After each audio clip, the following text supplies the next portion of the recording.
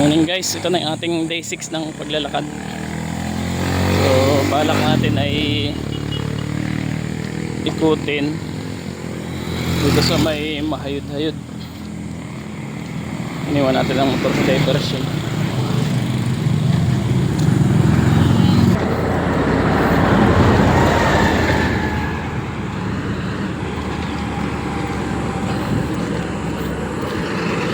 Dito tayo sa tapat ng Guerrilla. Ito yung legit na supplier ng karne dito sa Lopez. Napakabilis ang development nito. Yan, dati yung bahay. Nadagdagan na yan. Tapos ang dami nilang mga empleyado. Ito yung sa Pamampangin. Sa pagkakataon ito yung sinubukan ko lang alpasan ito sa Sonic. Sa daan na medyo masasakyan para matry ko kung kaya na niya. Medyo patawid-tawid pa nga para pag nasanay na siya di kahit wala na kaming tali. Ulitin ko nga pala, ikutin natin yung kalsada dito sa bago dumating ng tulay ng Tanag. May maliit na kalsada papunta ng mahayod-hayod Esperanza. Hindi ko pa rin yung nadadaanan, so pipicture natin at nang makita nyo din. Salvacion, and then basta ang labas nun ay sa Calawag, sa may Binutas. Yung pagkalampas ng tulay titingnan ko. So this is my first time, samahan nyo ko. Barangay Hall ng Pamampangin. Dito tayo. Ito yung pagpasok ng Magilayan, San Roque. Dito tayo sa may gusali ng Mason, Tanag, katabi ng kapilya ng iglesia.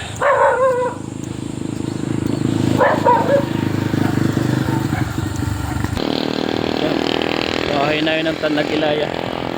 Malapit na tayo doon sa papasukan nating crossing. Around 300 meters na lang siguro, 200.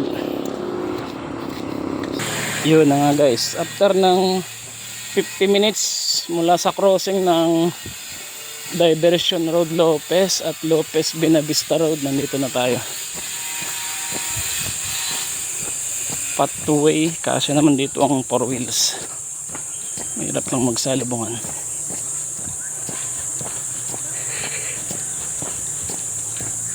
Talubong tayo. Ate, anong barangay ang papasok dito? Mahayod-hayod. May labas dito open na Calawag na. Hindi alam, sa Salvacion. Ano pa, De La Paz. Malayo pa yun. Pero may lusutan siguro to. Ayun, di rin daw nila alam na siguro tayo lang talaga ang naglalakad ng ganong kalalayo. Yan, dati matatawa ka na lang sa pangalang Mahayod-hayod, pero totoo pong may barangay Mahayod-hayod dito sa Lopez. So dito ko nakikita sa crossing na ito yung mga produktong agrikultura, mga talong, ganyan, mga nakabandel sa tabing kalsada. So makikita natin yung mga taniman dito. Yan, ito namang ilog na ito ng Tanag. Ang dumidiretso siguro doon sa may Kanda, palabas ng ilog sa Sabang. Ayan, ilog. So kahapon ang na-record lang natin doon sa ating upload is 18 kilometers hanggang Veronica. So pero ang actual na nalakad natin kahapon umabot ang around 24 kilometers dahil pabalik ay hindi rin kami makasakay nitong si Sonic. Pinakailangan pa namin maglakad hanggang Laguna. Tsaka ang masakit pa noon ay hirap mag-commute. Kailangan pala talaga round trip ang lakad. Kasi gaya noon, mula Laguna hanggang bayan 35, dalawa kami. Dalawang pamasahe ko, so 70.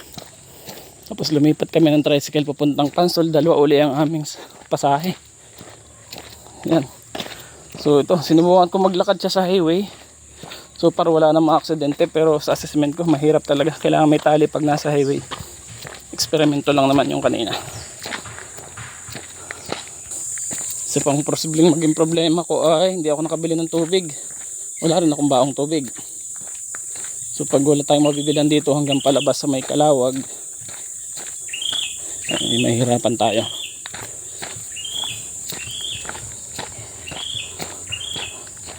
And then pag makakalabas tayo ng may binutas ba yun, ay lalakarin pa natin hanggang sa motor uli, sa diversion crossing ng Binavista Road. So dito na nga yung hayod. Hindi ko alam kung saan si Sir Noel Serrano dito. Shout out Sir Idol Noel Serrano. Tika, baka tayo maligaw. Saan ba dapat? Wala ring mineral water dito. Ayan guys, napilitan akong mag-hydrate kahit Coke. Kasi hindi ko sigurado kung mabibilhan tayo ng mineral dito bago pa lumabas ng Kalawag.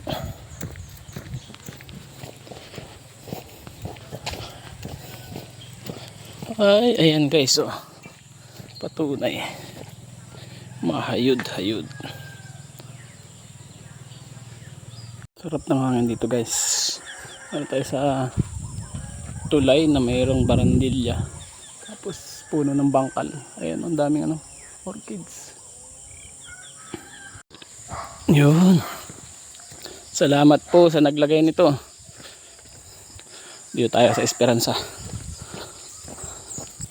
Meron din kasi itong mini lagoon, no? So siguro marami rin dito mga isda. Dalag, hito. Esperanza na siguro to. Meron din kasi itong tubaan, no? Gawa ng lambanog. Ayan, mga tulay. Para yung nangunguha, hindi naakyat baba. Ayan pa guys, malawak pa yung karitan dito. Mas malaki to kaysa na sa may Gihay. Kabilang tubigan meron pa. Okay, so sa aking pagtansya, ito ay kadugtong pa rin ng ilog ng Tanag.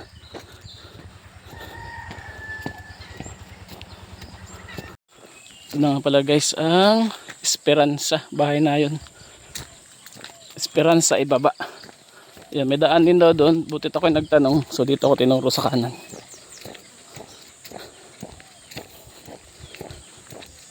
Around 6.5 kilometers na tayo mula doon sa diversion. Bukana ng Lopez Catanawan Road, crossing ng diversion ng Lopez. Ito tayo, Esperanza. Ito siguro school ng Esperanza ibaba. Esperanza pala. Kami tatawid rito sa hanging bridge. Yan, sa unahan ko parang may mga maglalakad. Ewan ko saan punta nito. Tayo may makakasabay. Esperanza ibaba. Cross tayo ng Pandanan River. Yan ang galing ng Tanag. So nga pa rin yan ang nasa Kagakag.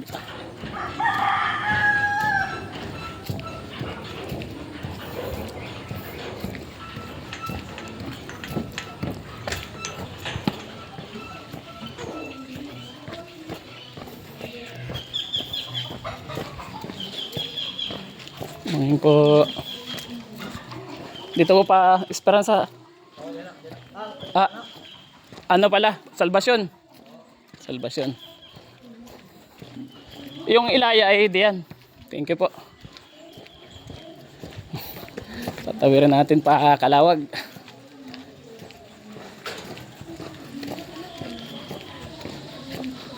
Ang ganda ng building dito. Ano to?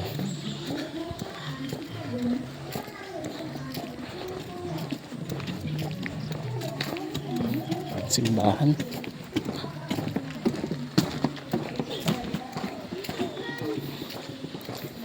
Simbahan pala siya.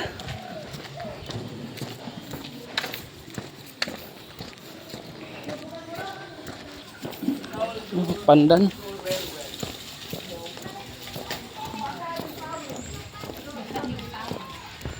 Ito ang tawag po sa ganito, sa binibilad. Hindi pala pandan. PQ. Ginagawa nga naman handicraft. TQ pala ito. Ayan, nakala ko may mga kasabay ako paglalakad, sasakay pala.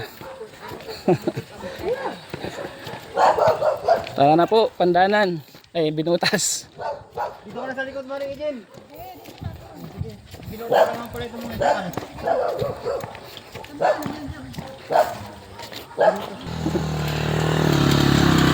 Ingat po kayo.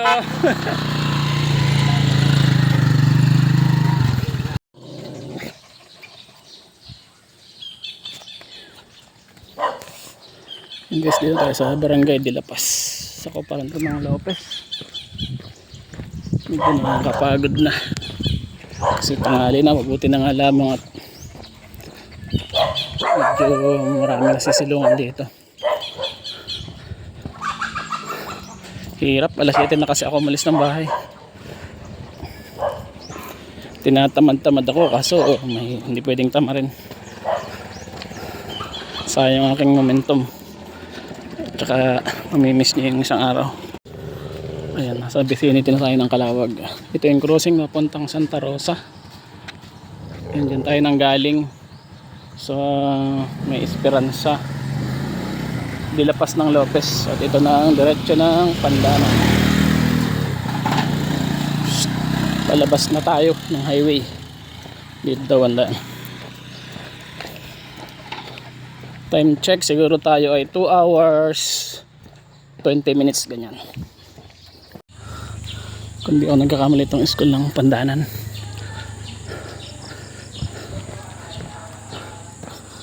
Wala, si Sonic na wala na. Yun, nag-uusyo sa mga nagsasayaw na estudyante. Just Kiss Purified Water. Sonic, gusto mo nang inom yata? Naman ko, malapit na tayo sa highway.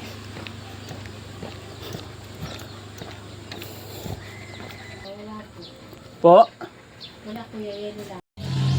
Ayan, good morning. So ito tayo ngayon sa vicinity na ano to? Pandanan. Palabas tayo sa may Binutas dito sa Calawag. At may nakasabay ako dito naglalakad. Kwentuhan lang tayo tayo. Content natin. Ang pangalan niyo po? Ito, Albani. Po? Albani. Albani. Oo.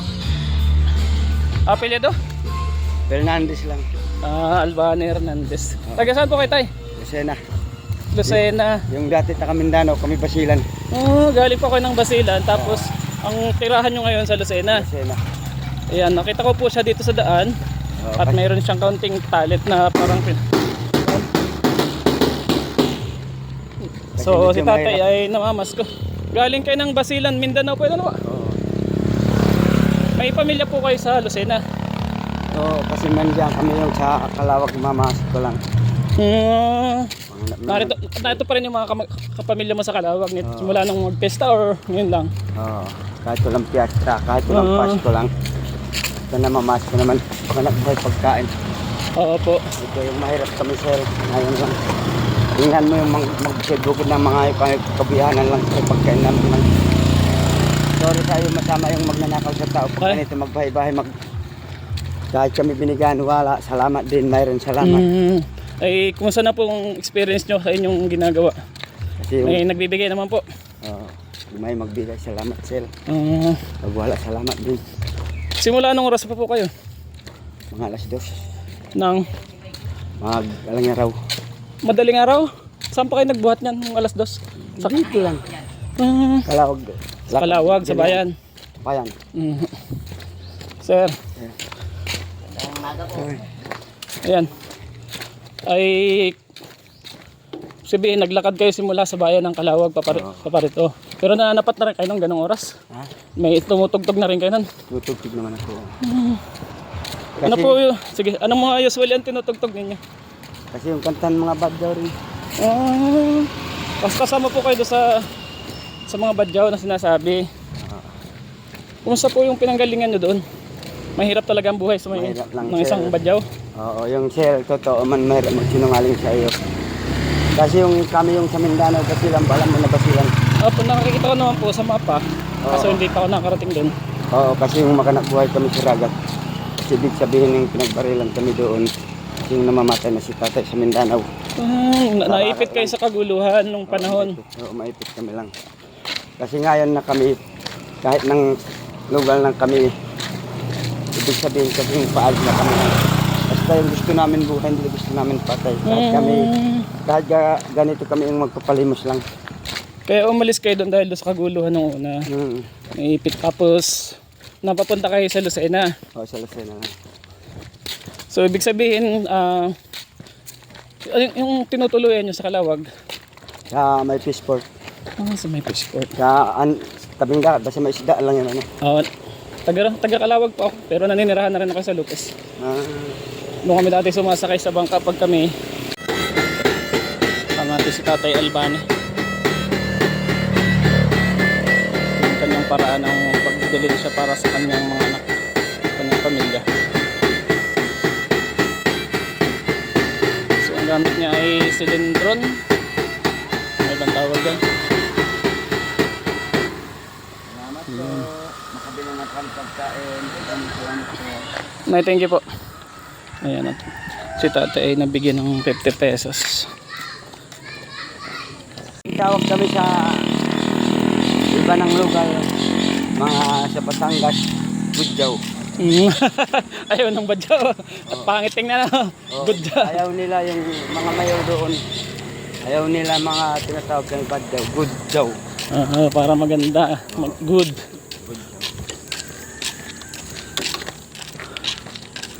Lugar na ito. So pagkatapos nito, ito ulit kay Pakalawag na uli. Kalawag yung kanyara. Iba ba yung nagtanghalian na?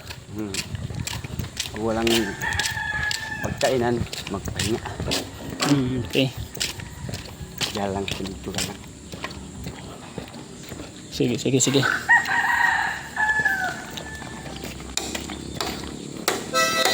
Ito. Try natin si Tatay.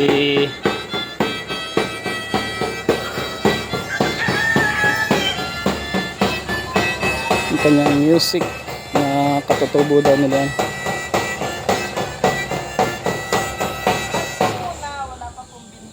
Salamat. Ayan. Tingin ay. So kanina nabigyan si tayo ng 50. Ay pass mo na. Ganun naman talaga. So pa tayo. Try natin.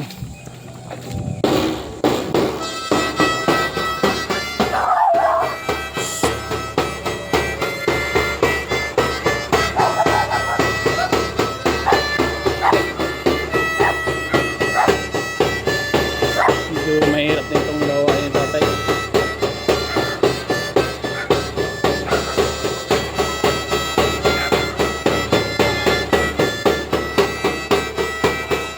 Lalo hindi naman pesta o hindi naman Pasko. Kaya minsan hindi nabibigay talaga.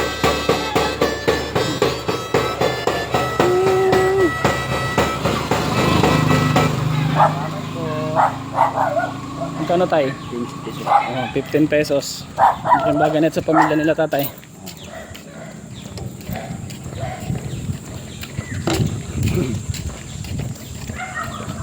Mga ilang taon na nang ginagawa po yung gawain ganyan? Pagtugtog na kasama. Anong tawag sa ganito? Silindron. Ano nga ba tawag sa English niyan? Silindron at hindi naman to snare drum. Parang tambo lang na.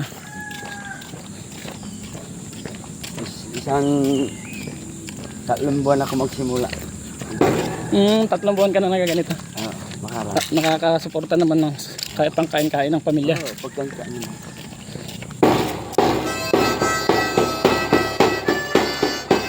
Bahan pa natin sa tayo ng konti.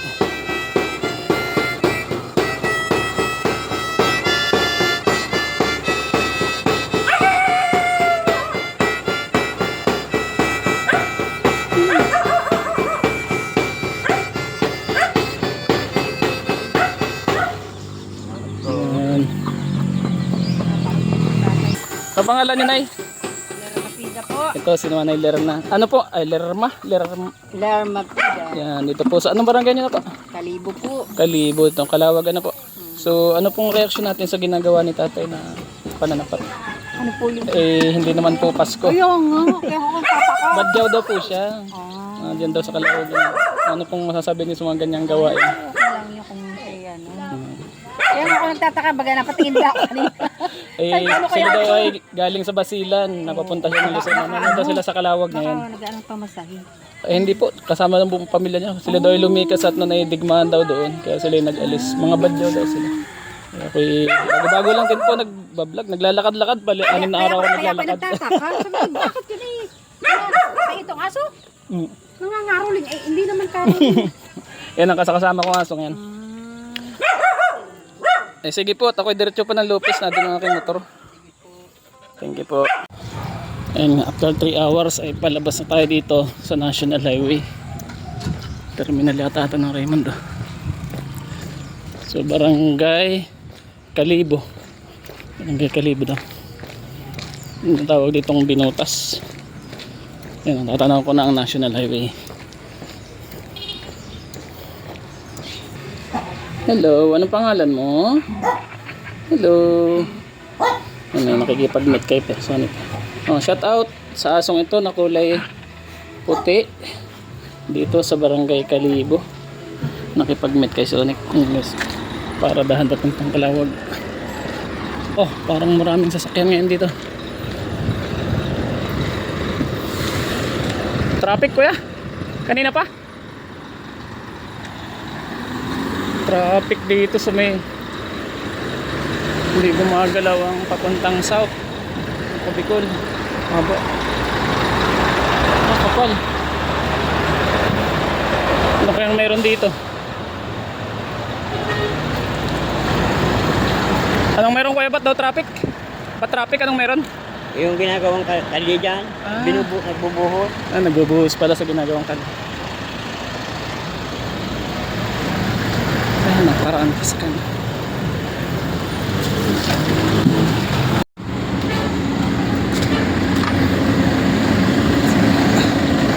Kain po. Naabot na ng traffic. Ito na. Hindi na makaalis. So dito na kumakain.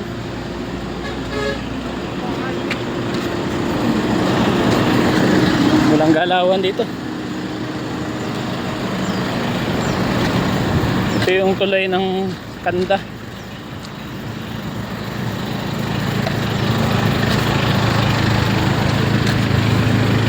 Sabi ng sa atin ay may nagbubuhos kalsada. Kawawa sila. Walang aircon tapos meron pang tao sa likod ng pick up. Kainitan pa naman. At dahil sa sobrang init at wala na nga tayong tubig, 1 kilometer bago natin marating yung starting point ay sinili na nating magpasundo sa aking bayaw na si Arwin. Salamat Arwin.